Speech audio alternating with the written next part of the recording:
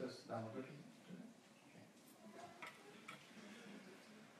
Om Jnana-timirandasya Jnananjana-shalakaya Chakshurunmilitam Yena Tasmai Shri-Gurave Namaha Shri Chaitanya-manobhistam Sthapitam Yena Bhutale Swayam Rupa Kadamayam Dadati Swapadantikam Vandeham Shri-Guru Shri-Padakamalam Shri-Guru Vaishnavanscha Shri Rupam Sagrajatam Saguna-gunatam Vitam Tam Sujevam Sadvaitam Savadutam Parijana Sahitam Krishna Chaitanya Shri Radha Krishna Padan Sahavana Lalita Shri Vishakha Sha Hey Krishna Karuna Sindhu Dinabandhu Jagatpate Gopesha Gopika Kanta Radha Kanta Namastute Tapta Kanchana Gaurange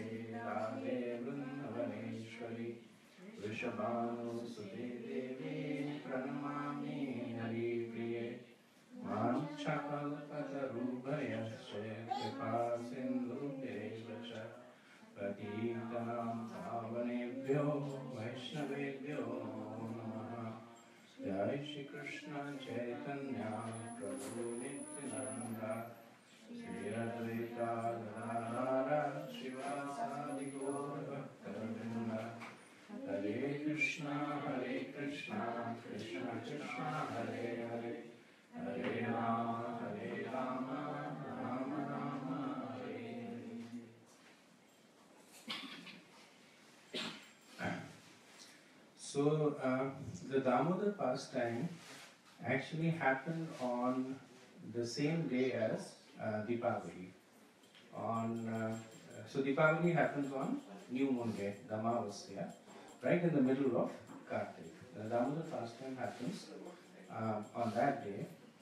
So actually in the month of Kartik, there are 3 Damodar pastimes. So Damodar literally means, Udar means belly and Damo means to tie. So the literal translation of the word Damodar is to tie around the belly. And Krishna in Vrindavan, he's completely in a Bhakta Vatsalya mood. He's always ready to, not only in Vrindavan, he's always Bhakta Vatsalya, but that mood is very, very personal and very, very intimate in Vrindavan. So there are actually 3 times when Krishna is tied in this way. The first is known as Nidhi Damodar. So Nidhi Damodar actually happens today. It happens on the day of Sharad Purnima. So this is a pastime when, and it happened at different, when Krishna was different age.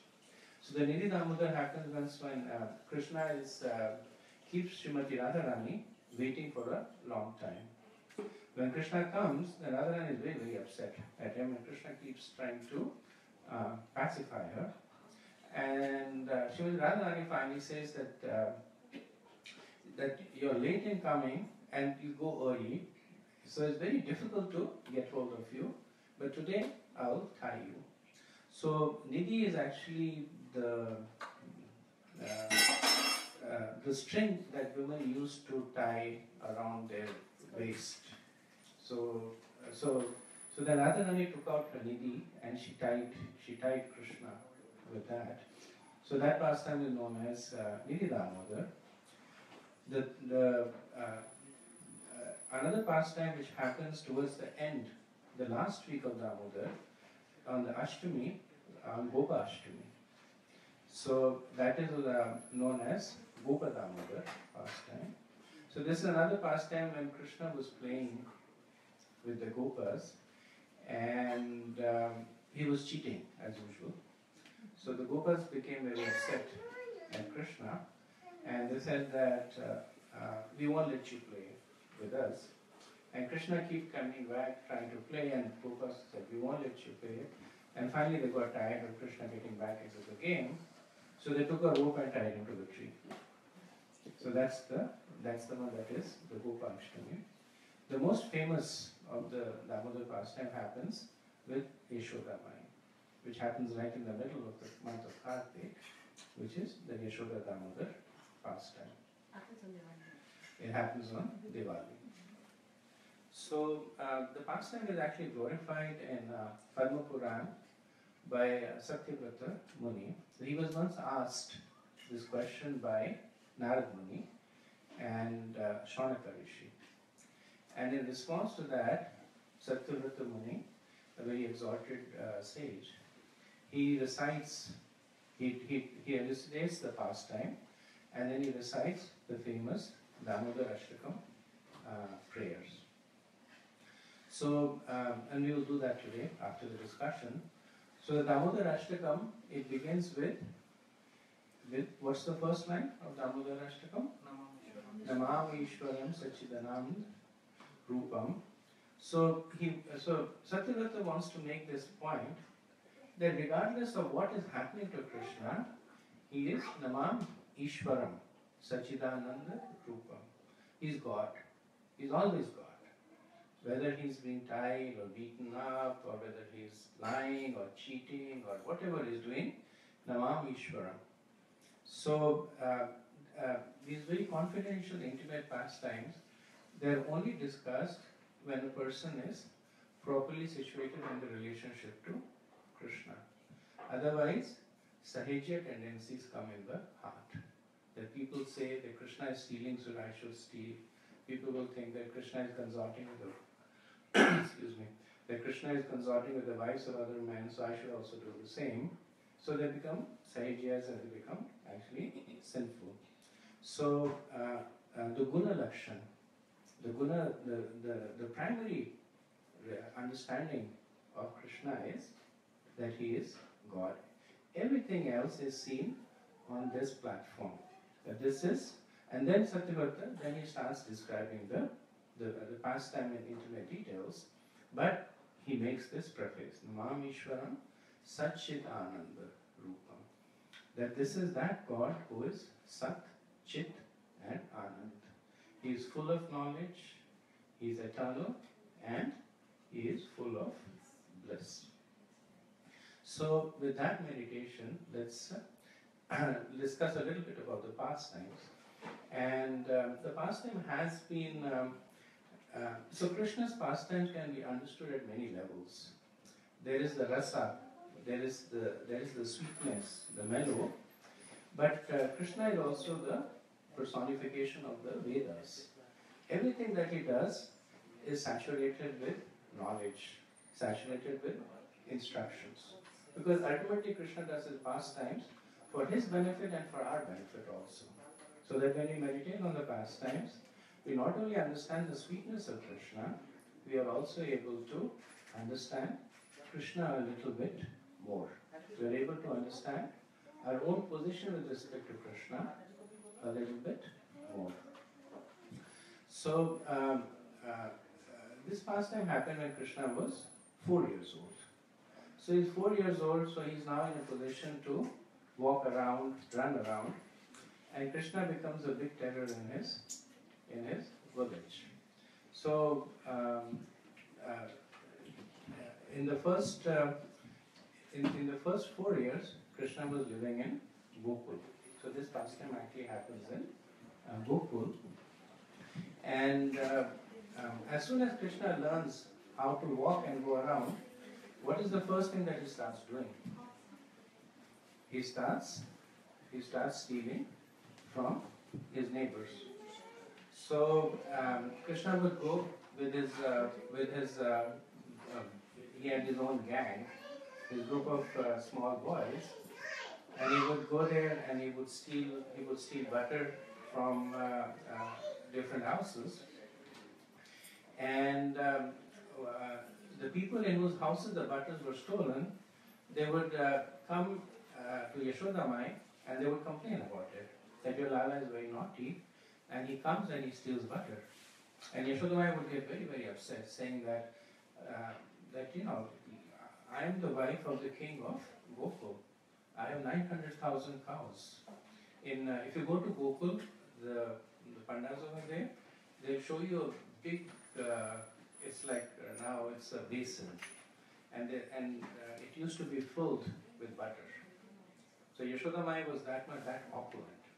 And she would say that my son has everything, why would you steal in your house? And they would say, I don't know, he's just a thief. He comes and steals butter in our house. And so Yashoda Mai said that, then why don't you hang the butter up in the roof? They said, we tried that. But then he gets other people to sit and he stands on their shoulder and he steals the butter. So Yashoda Mai says, okay, why don't you hide it in a dark place where they can't see it? So we tried that also. But the ornaments of Krishna's body and his own body so effulgent that wherever he goes, there is no darkness. And everybody can see what's going on. And then they say that not only that, if you are able to hide the butter very well, then Krishna actually gets very upset. That he comes and our small babies who are sleeping, he pinches them. And then he puts water in their ears. And while going away, he curses us.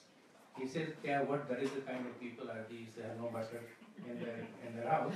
So he curses us and goes.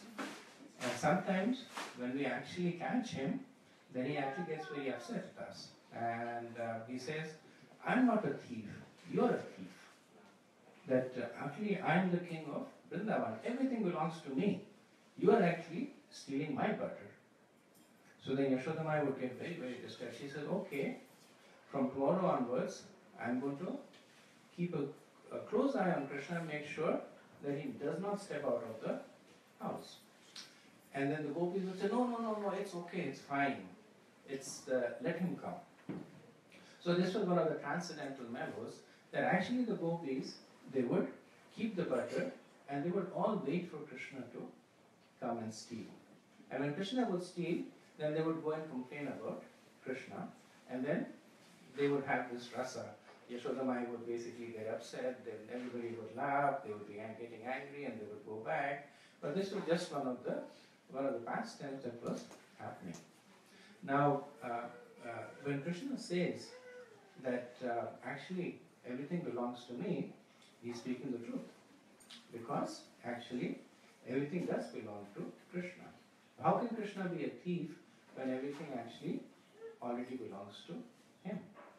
So in the Isa-Upanishad, the first verse is Ishavasyam idam sarvam yat kinchit jagatam jagat tena taktena vunjata madara kasyit swajano.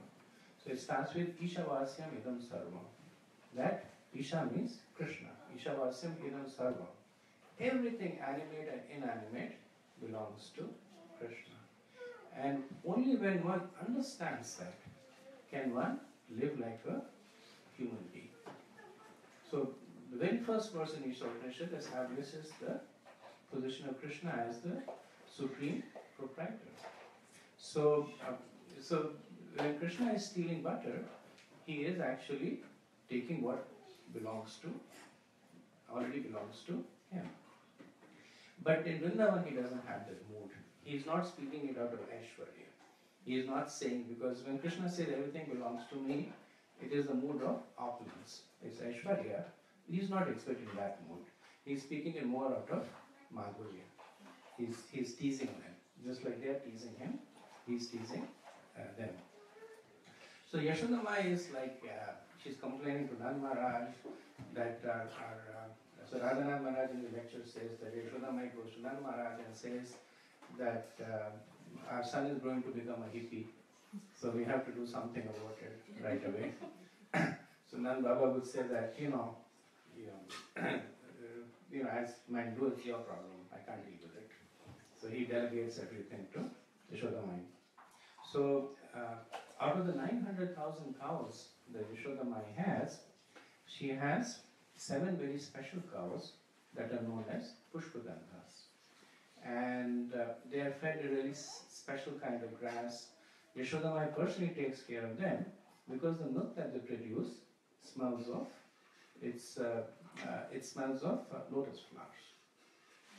So Yashoda Mai very carefully, she says, okay, tomorrow I'm going to make sure that Krishna, he's fully satisfied by the food that he gets in the house, so that he doesn't have to go out and steal and basically caused me so much embarrassment. So, right in the morning, even before Krishna has gotten up, Yashodamai, she takes a pot and she takes this special milk that she personally has milk from the Pushpadanda cows, and she sets it on the stove and she sets it to simmer so that it gradually heats. So for those of you who have drunk milk, especially in rural areas, milk that has been, it's called, in local dialect it's called otna. So milk that is very gradually heated, it becomes very fragrant and it becomes thick. So Yashodamai is very, very on a slow flame, she's heating the milk. And while she's heating the milk, she's churning the butter also. So this pastime is described by Sukadeva Goswami in the Srimad Bhagavatam in the 10th canto, 9th chapter. So while Yashodamai is churning the butter, she's singing about her Lala. She's singing about Krishna, his pastimes, his beauty, and Sukadeva Goswami, he describes Yashodamai in a lot of details. He describes the perspiration on her forehead. He describes the bangles that are clanging. He describes the movement of her shoulders. And if you would read it, to some extent you would wonder, because Sukadeva Goswami himself, he's a Naistik Brahmachari. When Sukadeva Goswami was conceived, then he refused to come out from the womb of his mother because he said there's a lot of Maya going around there, so I won't come. And for 16 years, he refused to come. So Vyasadeva was getting really, Vyasadeva's wife especially, 16-year pregnancy, long time. So Vyasadeva's wife was getting like, we have to do something about this guy. He's just refusing to come out. So Vyasadeva kept talking to Sukadeva, please come out. And he said, no, there's a lot of Maya out there. And finally, Vyasadeva, he went to Dwarka and he prayed to Krishna and said that, only you can help me. So Krishna personally came to Badrika Ashram, where Vyasadeva's kutir was, and Krishna said to Sukadeva Goswami, you come out. So Sukadeva Goswami said, no, too much Maya out there. So Krishna said, okay, I am giving you my assurances that you will never be affected by Maya in any form. Then Sukadeva Goswami came out. As soon as he came out, he left the house. He did not even look back to even look at his mother or his father. He just went to the forest to perform his meditation. So this is Sukadeva Goswami, Naistik Brahmachari, very, very, very, very ascetic. But when you see him describing Yashodamai, you see that he is describing in very, very personal terms. And the acharyas say that this is the mood of a devotee. That anything that is being used in the service of Krishna becomes worshipable to them. So Yashodamai, she is at that point, she is using her body to prepare the yogurt or the butter to serve Krishna. And while she is doing that, she is singing the glories of Krishna. And while she is singing the glories of Krishna, she is meditating on Krishna. So by her body, by her speech, and by her mind, she is glorifying Krishna. And that is why she is fully attracting Sukadeva Goswami's attention. Not only is she attracting Sukadeva Goswami's attention, she also attracts the attention of Krishna. So the Acharya says, so Krishna is sleeping at the time, and then he gets up. So the Acharyas say that Krishna is Atma now. He is fully self-sufficient. He is in Yoga Nidra. He is in transcendental sleep. But when he sees that a devotee is trying to serve him, so how do we serve Krishna? We can serve Krishna by our body, by our hand. We can glorify Krishna. We can do Krishna Katha. And then we can meditate on Krishna. So that's how we serve Krishna. So when Krishna sees that a devotee is attempting to serve him, he quickly gives up his yoga nidra and he rushes over to that devotee. So Krishna by himself, he gets up, he gets off the bed and he rushes over to Yashoda Mai. So Yashoda Mai at this point is churning the mouth, and Krishna reaches up and then he stops the churning. And Yashoda Mai, she sees Krishna's hand and she stops churning. Yashoda Mai is actually feeling very proud that my son has become so strong that on his own he has caught hold of the churning rod and stopped the churning. So the Acharyas give an interesting explanation on this, that when we get Krishna into our life, then the churning, so everybody is churning in some way or the other. If you are materialistic, then we are churning in the three modes of material nature, in the mode of goodness, passion and ignorance. Satogun, Rajagun and Tamogun. We are churning and we are getting misery out of it. If you are Jnanis, then we are churning the Vedas. We are reading the Vedas, we are analyzing the various verses. So that's what the Jnanis do. They look at the Vedas, they say, okay, this shlok actually can be interpreted 24 different ways, this shlok correlates with this shlok. So they're churning the Vedas and trying to get Brahman realization. And Krishna, when he himself personally comes, he stops this churning. He said there is no need to do this churning because it is not fully pleasing to him. It is something that will not completely attract Krishna's attention. So after Krishna stops the churning, he jumps up into the arms of Yashoda Mai. And that is Krishna's position with respect to his devotees. So it's not that Yashoda Mai picked him up and took him up. He himself went into the arms of Yashoda Mai. So when a person devotes one's life to Krishna, Krishna actually forces himself into that person's heart. He does not wait. We may be impatient to get to Krishna. Krishna is a lot more impatient to get to us.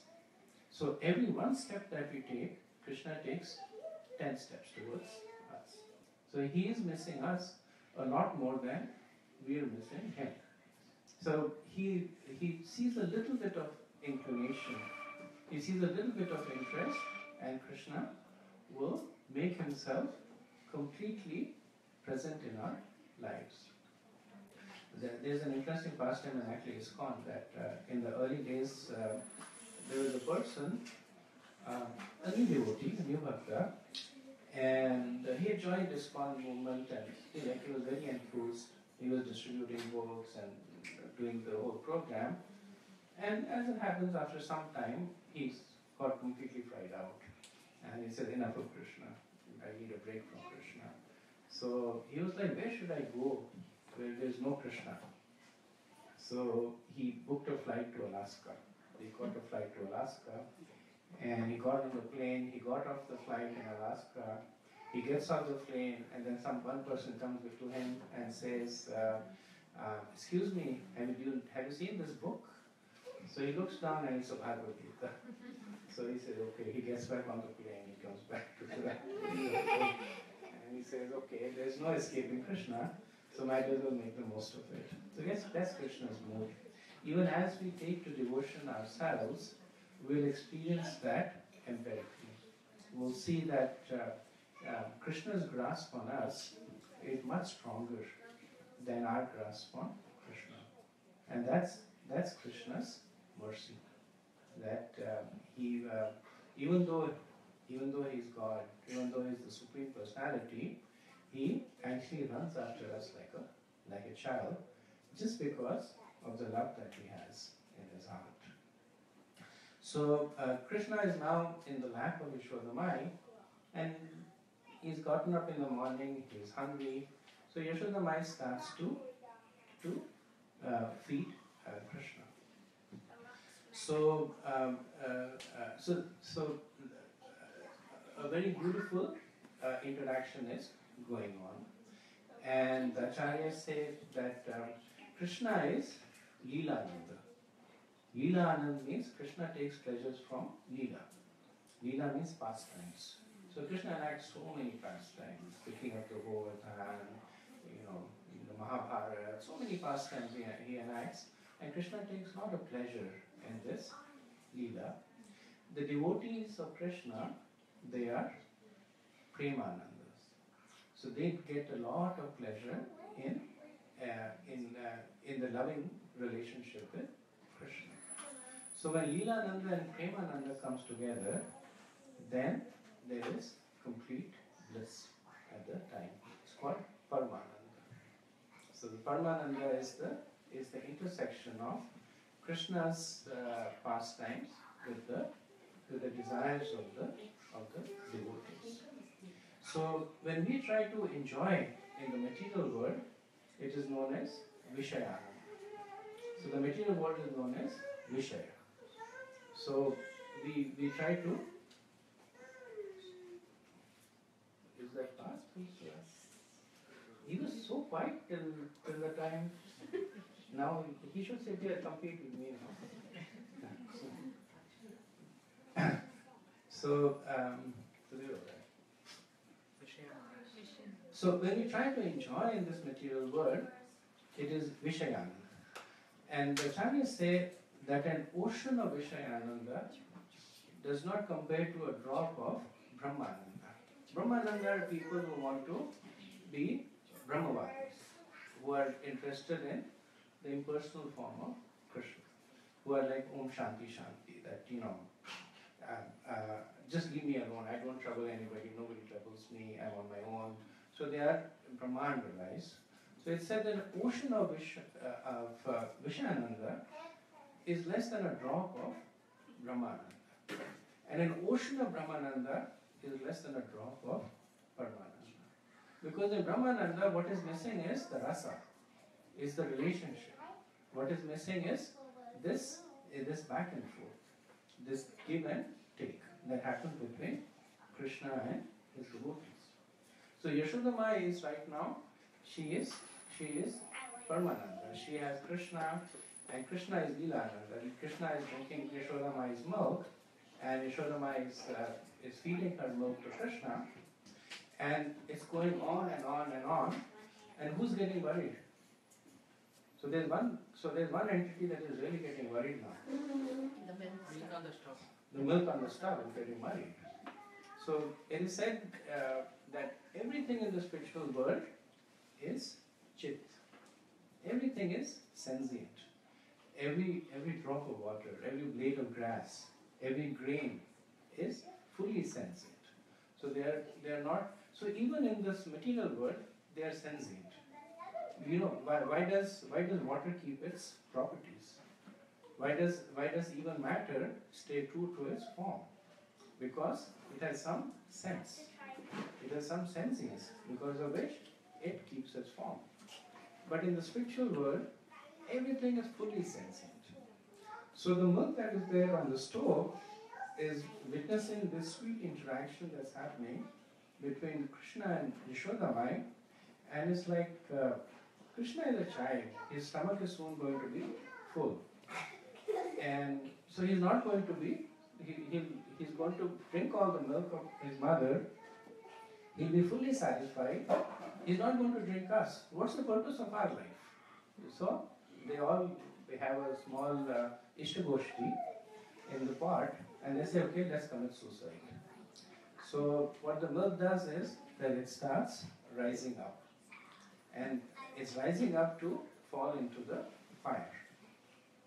Now Yashoda Mai and mothers do this, that they're expert in multitasking. So she's also hearing the sound of the milk that's coming out. So Yashoda Mai is now at this point that there's my Lala drinking milk, but then there is this milk that is also soon going to spoil. So she puts Krishna down on the bed and then she rushes to the kitchen to switch the, to take the milk of the stove. So some of the acharyas question that if Krishna was not fully satisfied with the drinking of the milk, why did Yashoda Mai put him down? Why did she go? Why was a small pot of milk more important to her than taking care of her son? And the same Acharya explained that Yashoda Mai is displaying the exemplary mood of a devotee. So that a devotee does whatever it takes to please the Lord. So Yashoda Mai is thinking that my milk will always be there for Krishna. This is a special milk over there that I have specifically gotten for the pleasure of my son. So if I take care of it, then Krishna has my milk always. And in Yashoda Mai's mind, she wants to offer the milk to Lord Narayan and then to give it to her son. So Srila Prabhupada actually mentions that as one progresses in devotion, there are a lot of competing priorities that will come in the devotee's life. Should I do this? Should I do that? Should I chant my 16 rounds or should I go early to work? Should I read the scriptures or should I spend time with my child? I have so many services. Should I go to the temple and serve the deities or should I serve the deities at home? So there are always competing priorities that will come in the life of a devotee. But if ultimately one thinks like Yashoda Mai, that what is best for Krishna, and does that, then at the end everything will be successful. So Yashoda Mai goes into the kitchen and then she takes the pot of the fire. Now the milk actually never falls off the pot. So the milk goes all the way to the top, and while it is poised to fall off, they have another Ishtapushti in the pot there, in which they say, this is actually not very good, that we are actually becoming envious of another devotee. So, so the milk in the pot thinks that I am the only one, or for a while it was thinking, that my service to Krishna is best.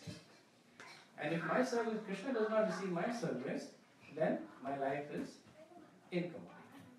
But actually, the mood of a devotee is that your service to Krishna is best, let me see how I can serve you.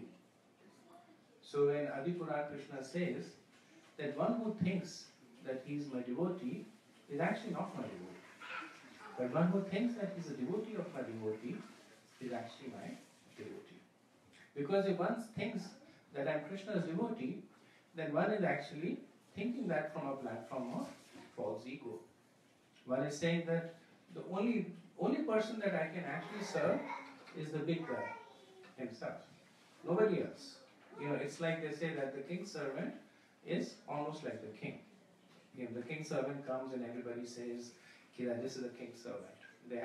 He lives in the same palace as the king, he rides in the same palanquin as the king, he eats the same food as the king. He's almost like the king. He's actually better than the king because he doesn't have to deal with the politics and you know, he doesn't have to worry about being attacked and killed. So once somebody says, I'm Krishna's devotee, he's actually in that mood that I'm actually such a great person that I'm directly linked to the numero uno, to the guy at the top. But the mood of the Vaishnava is das anudas anudas, that I am the servant of the servant of the servant. That all the gopis, they want to serve Srimati Radharani. All the manjaris, they want to serve Gopi. The manjaris actually, they very rarely serve Krishna directly. Very, very rarely will they serve Krishna directly. So all their mood is, how can I serve somebody else who can serve somebody else who can serve Krishna? So the milk realizes that we are actually in a mode of passion right now, thinking that ours is the best service to Krishna.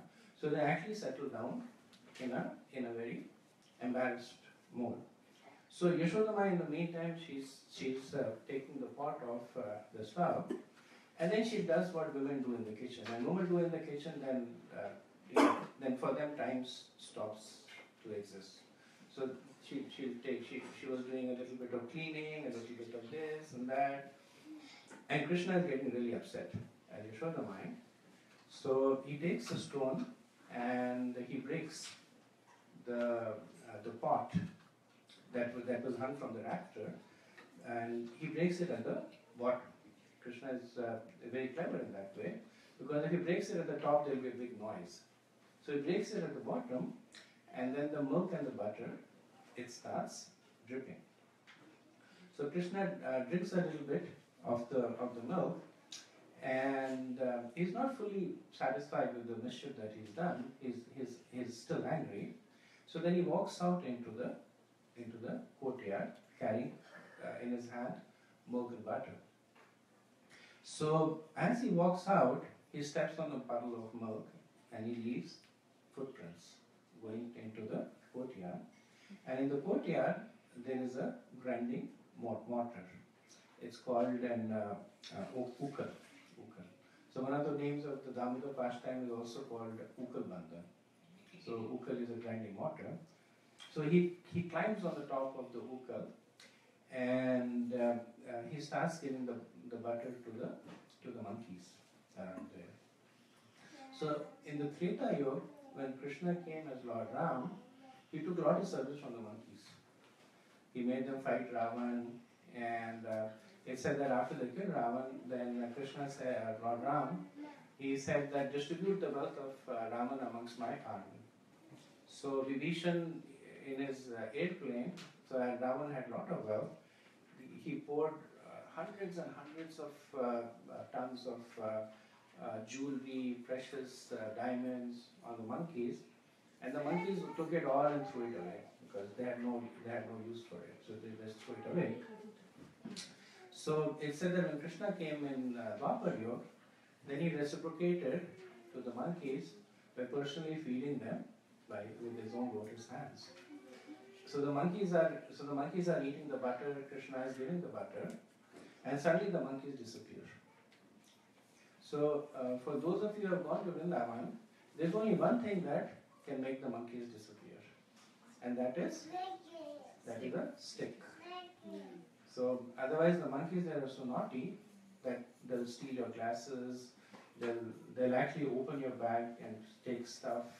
Last time when we were there in Vrindavan, we were sitting and shopping somewhere, and so we knew the monkeys are a big nuisance, so we had the bag tucked in under the platform, and then suddenly I looked down, there was such a small monkey, and the monkey was sitting there and he was opening up the bag and very carefully opening up the bag, and like he was looking into it, and he didn't find anything, and then he took insulator glasses and ran away with it.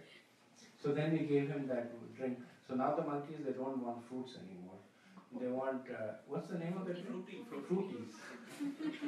So then you take a fruity, you put a straw in it, and so the monkey took the glass and he was like just sitting right close by with the glass. So then it was like a, India-Pakistan exchange. So, we went with the fruity, the monkey came with the glass. So he took the fruity, he took the glass back, and then he again sat back there, took the straw and, drank the juice. And then after drinking it, he made sure there was nothing left and he threw it and went away after that. But one thing that, in Vrindavan, when you go, if you have a stick, they'll stay away from you. So Krishna is feeding all the butter to the monkeys, and suddenly in a split of a second, the monkeys disappear. Whoosh. So then Krishna knows why. So then he looks back, and then he sees Yashodamai coming with a stick. So as soon as Krishna sees Yashodamai coming with a stick, he jumps off the ukal and he starts running across the courtyard. So Krishna's plan of action was that, so he was currently alone in the house. So there is only Yashodamai and Krishna. And Nand Baba and Rohini Mataji, they had gone to a marriage ceremony of Upananda. not Upananda's marriage ceremony, but a marriage ceremony that was organized with Upananda. So they were not at home. So Krishna is like, I'm alone over here, my mother will beat me, nobody is there to save me. So he says, best thing is for me to go out of my house into the street, somebody will save me over there. So he's heading for the Simhadwar, the main entrance of the house, and Yashodama is running after Krishna with a stick in her hand. That's one of the favorite pictures that people see of Krishna running and Yashodama running behind him, and she has a stick in her hand. So Yashodama is running after Krishna not because she is upset that he has broken the pot or he has spoiled the butter. She has lots of that, but she doesn't want the son to become a hippie. So she's like, somehow or else I have to discipline my son, otherwise he'll become more and more naughty. He will go around the neighborhood and do more and more mischief, and then I'll have to bear the brunt of it. So Krishna is almost there at the door when Yashodama catches him. So Satyavati Muni says that Yashodama, she ran behind Krishna and she ran faster than Krishna. So it's not that she intercepted him from the side or Krishna stumbled and fell. Krishna was running as fast as he could and Yashodama ran behind him, but she ran faster than him. And the acharyas say that Krishna is feared by fear personified. So wherever there is Krishna, there is no fear. So one of Krishna's name is Abhay, because he makes a person fearless. One of Krishna's name is also Bhairari, that because he takes away the fear from his devotees. So as one takes more and more shelter of Krishna, then one acquires that quality of Krishna. Like Srila Prabhupada's initiator name is Abhay Charnabandha. That one who has become fearless because they has taken shelter of the lotus feet of Krishna. So this is Krishna, who is fearless, who is feared by fear personified, who is running in fear of Mother Yashoda. This is Krishna who runs so fast that he cannot be caught by the yogis. The yogis, they can travel at the speed of mind. He cannot be caught by the fastest of the fast. When Kalyavan was chasing Krishna, and Kalyavan was a really powerful personality. He was running after Krishna with all his might. And Krishna was walking in front of him. And he was always a little bit ahead of Kalyavan. And Kalyavan kept running and Krishna kept walking, but he could never catch Krishna. But Yashodamai caught hold of Krishna.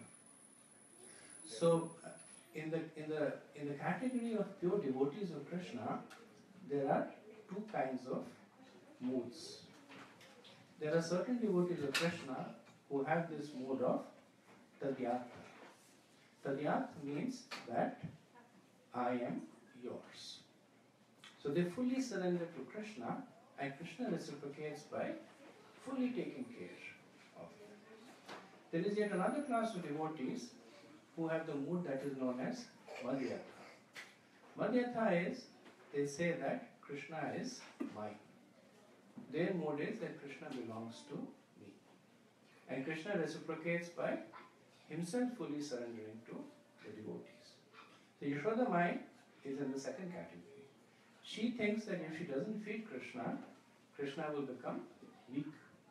She thinks that if she doesn't take care of Krishna, so every day in the morning when Krishna goes, she puts that black tilak on Krishna, that the evil eye doesn't fall on Krishna. And then she's constantly complaining to Nanda Baba that he's playing in the mud, he may get hurt. And Nanda Baba keeps getting exasperated that there are 20 million other kids playing around. So, no, but my Lala, his skin is very soft and he gets bruised early and whatever. So that is Yashoda's mind mood. And Krishna is, that in whatever mood my devotees approach me, I reciprocate in that mood.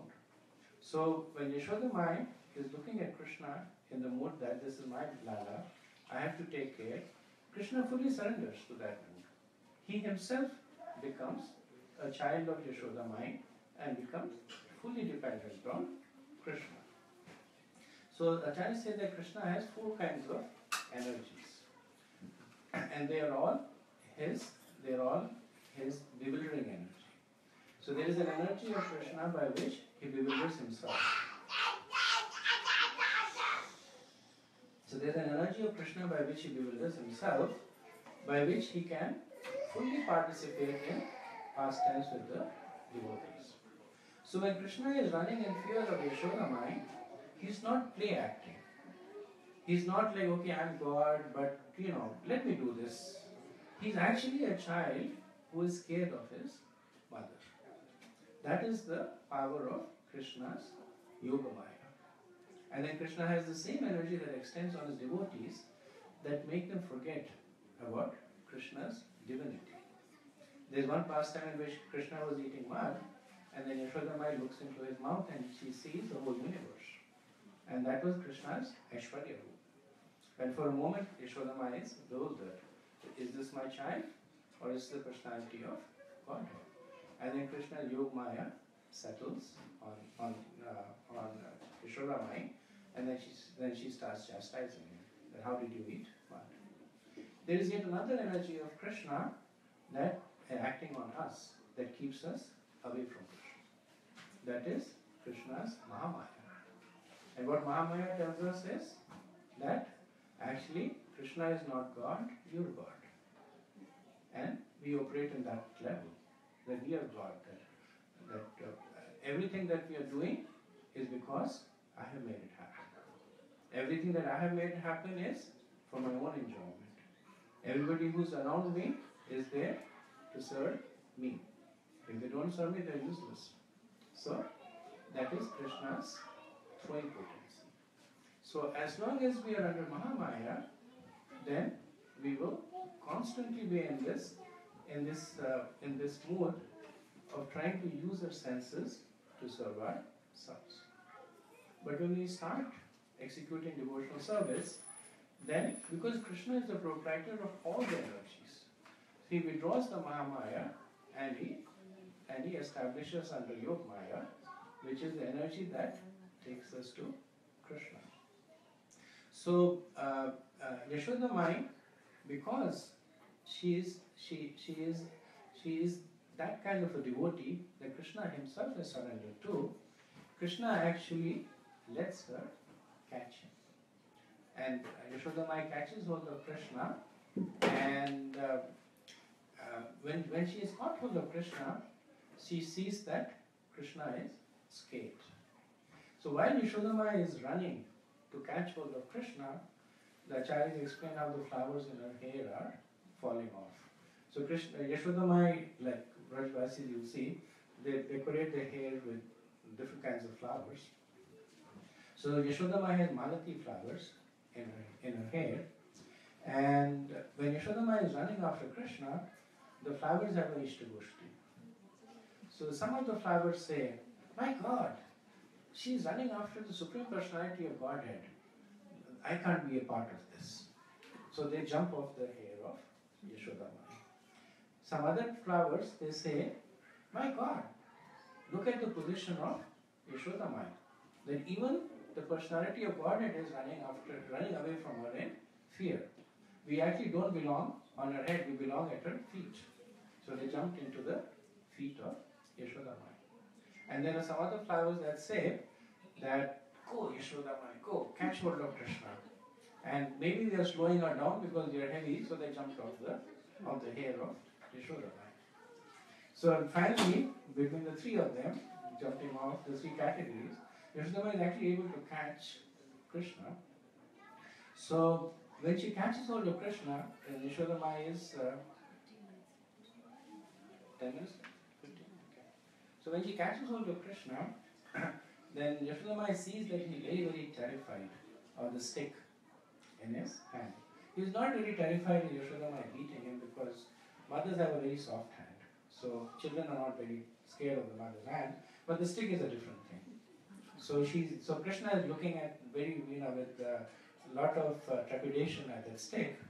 And Yashodamai, the first thing that she does is she throws away the stick because she doesn't obviously want to alarm Krishna, but she still wants to punish him.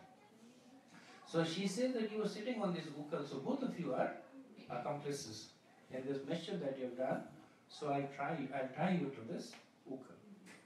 And she starts chastising Krishna that you're sitting in the courtyard behaving like a monkey, giving butter to monkey. And Krishna is 4 years old, so he's beginning to speak a little bit. And he says that, yes, better for me to be a monkey. I'll actually go and live in the forest with the monkeys. So when Krishna was a child, he was so naughty that he would disappear. And everybody in the house would be searching for him. That, where is Kana, where is Kana? The whole village would be going around, where is Kana? And then they would find him somewhere in the forest behind a tree.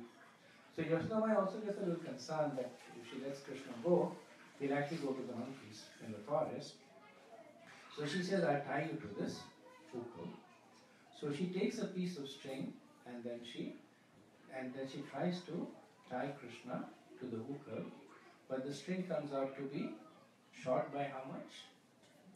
2 fingers short.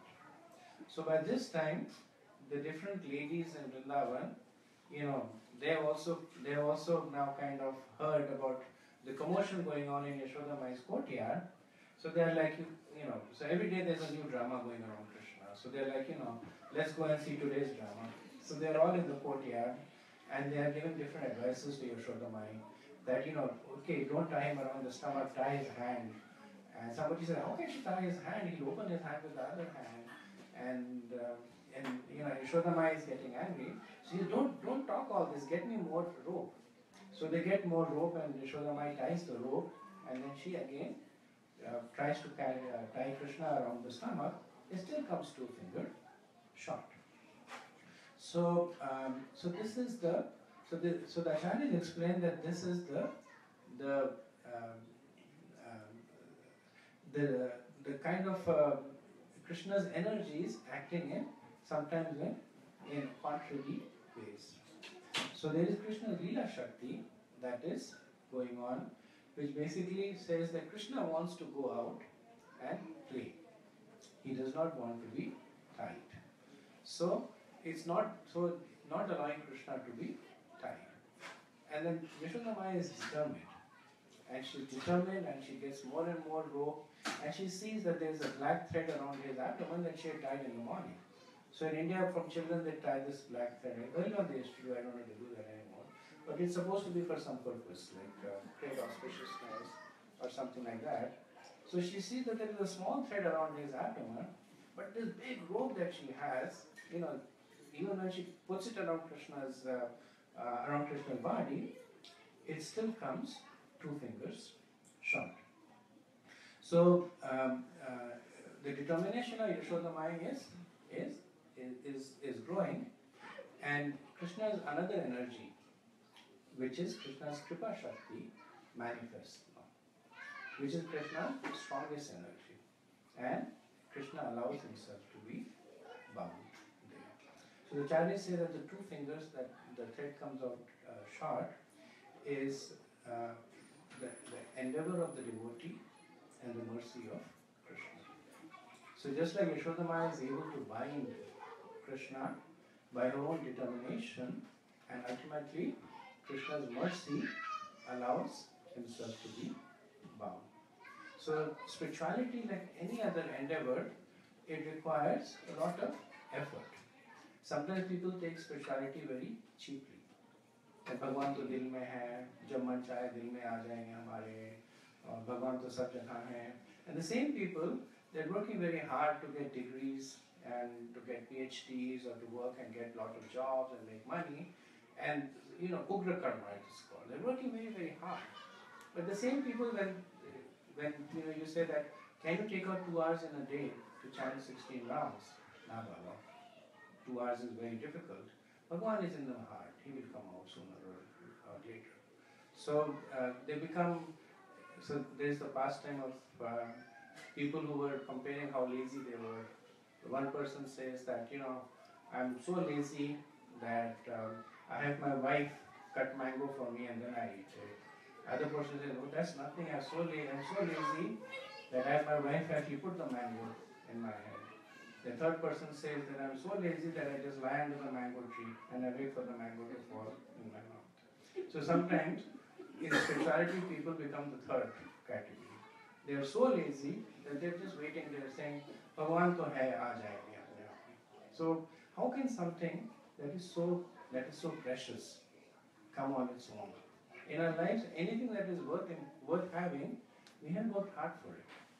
Whether it's education, whether it's relationships, whether it is name, whether it is fame, everything that we have got, we have worked for it. Why should we take spirituality cheaply?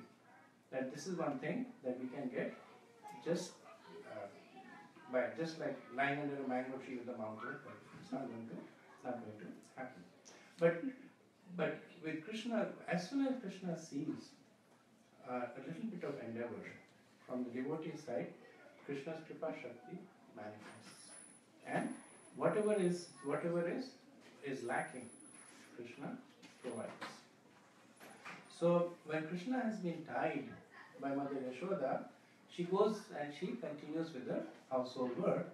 And the gopis now, they go back, today's drama over, so they go back to their own house. So remaining are the gopas. So the gopas are now giving Krishna a lot of advice that try and come out of this by this rope. And then Balram hears that Krishna has been tied. So Balram is like Krishna's elder brother protector. He gets Krishna in trouble a lot, but he is very affectionate to Krishna. So he comes very angry into the house and he goes to Yashodamai. Says, what do you think? Who have you tied? This is Param Brahma. This is Parameshwaram. He is God. I am God too. How can you tie God to your courtyard? So Mother Yashoda says, that if you want, I can tie you along with him also. So Balram quickly, he leaves the courtyard. And the Mother Yashoda says that, all the gods are coming to my house. I don't know what's going on over here. None of the gods are letting me to do any work there. So then Balram goes, and when Yashoda Mai's attention is diverted, he tries to open the knots. But he is unable to do so because the knots have been tied with Vatsalyaras and Balram is in Sakhyaras. So the different mellows that we have, so we have Shantaras, which is mode of neutrality. We have Dasyaras, which is mode of servitorship. We have Sakhyaras, which is mode of friendship. We have Vatsalyaras, which is parental mode. And then the highest is Madhuryaras, conjugal mode. So the knots that Yashodamaya has tied is out of Vatsalyaras. And Balram being in Sakhyaras is unable to open the knots. So they hang around for some time, they try to give Krishna advice, they also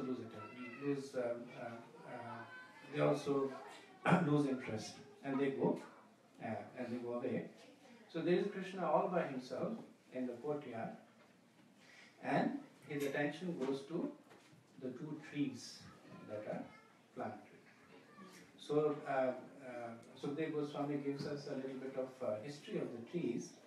The two trees, they are Yamalarjun trees that are planted in the courtyard of 10 minutes? 4 minutes. So there are the two trees that are planted in the courtyard of Mother Yashoda. In the previous life, they were the two sons of Kuber. So the names were Nalkuber and Mayagriv. And one time they were in Mount Kailash and they were enjoying with women. So they were intoxicated. The women were also intoxicated. They were not wearing any clothes, and they were in a stream. And at the time Narad Muni was passing by. So when Narad Muni was passing by, then the Apsaras, they out of respect for him and because of feminine chastity, they quickly covered their bodies and left the stream. But the two sons of Kuber, they were intoxicated and they were more intoxicated by wealth. So it is said that there are different kinds of opulences that a person can have. 6 kinds of opulences. It could be wealth, could be fame, could be power, could be knowledge, or it could be renunciation. 5 or renunciation. So of these 5 opulences, and beauty, right? So that's 6. So and beauty. And Krishna has all 6 opulences in their entirety. Parashramuni, when he glorifies Krishna, he says that all these 6 opulences, so even though he is the most powerful, the most famous, the most beautiful, the wealthiest, he is the most renounced. He is completely detached from everything. But when these opulences are reflected in the material world, they become binding. And of all these 6 opulences, the one that is considered to be most dangerous is the opulence of wealth. That people who are wealthy are very, very drunk in the power of wealth. Because from wealth everything else flows, or wealth can compensate for everything else. So both the sons of Kubera are very, very wealthy because their father is wealthy, and they look very disrespectful at Narad Muni. So Narad Muni curses them, saying that you are standing naked here without any sense of shame, so you become a tree. And there's Narad Muni's conversation is very interesting, we don't have time to go in that. But because of that curse, they become trees in the courtyard of Mother Yashoda. So Krishna had been looking at the trees for the past 4 years, of course, but now he is looking at it with empathy. That he says that I am tied to this ukal, and these jivas are tied to this body of a tree. So he begins to develop some mercy for them. So he crawls between the tree, and with the ukal wedged between the tree, he uproots the 2 trees. So it is said that the Arjuna trees are the strongest. Deebandhu Prabhu, he was sharing that they grow in Mauritius. These trees are very abundant over there. So they have roots that are in the ground that are as deep as the trees are tall. And he was saying once there was a huge storm and big buildings were toppled over, but not the Arjun trees. They lost the leaves, but the trees were still standing there. So these big trees, they fell into the courtyard with a loud bang.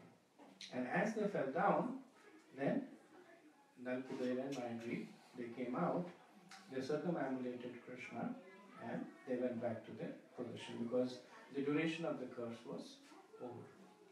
So, hearing all this loud noise, Yashodamai came running out. And she was frantic because the trees completely covered the courtyard. She said, where is Krishna? Where is Krishna? And Krishna, of course, was safe in between the trees. And some of the Gopas who had come, they said, actually, we saw 2 people come out of these trees and they circumambulated your son and go off and went away. And Yashodamai is like, they may be Rakshasas and they are ghosts and what's going on. So Yashodamai is trying to pick Krishna up. And Krishna, of course, now he's showing a little bit of attitude. So he refuses to go to Yashodamai. And Nand Maharaj also is back at this time. And he sees that Krishna is tied to the hook. So he says, what's this going on? Who tied Krishna? And Yashodamai says, I tied. So Nand Maharaj gets very upset at Yashodamai. And he quickly opens. So because Nand Maharaj has the same Vatsalya bhav, he quickly opens the mouth of Krishna. And he takes Krishna in his arms. So Yashodamai is, of course, heartbroken and she's crying. And then finally Krishna goes to Yashodamai and he says, I'm still hungry actually. So then Yashodamai picks up Krishna. So Yashodamai's name, Yashoda, means Yash Uday. So Yash means fame. So she's expanding the fame of devotees. Because who are the devotee can have this position? That Krishna runs in fear and comes in love to them. Who are the devotee has this position that Krishna himself climbs on the lap of the devotee. And she not only increases the fame of the devotees, she also increases the fame of Krishna. Because we see the sweet, loving exchanges that Krishna has with his devotees. So the acharyas say that meditating on this pastime of Damodar will help us tie Krishna to our lives. Just like Yashodamai, she was able to tie Krishna by meditating on the past time and understanding the mercy of Krishna will help us tie Krishna in our own lives. So we'll stop over here. Maybe a few minutes we have any questions or comments.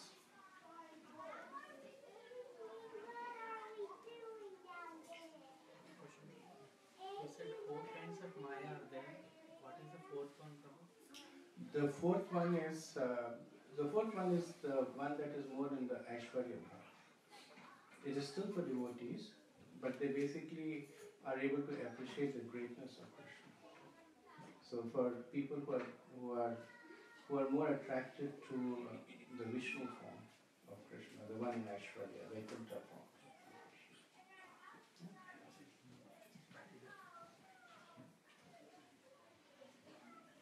So we can have the chanting of the Damodar Ashtakam.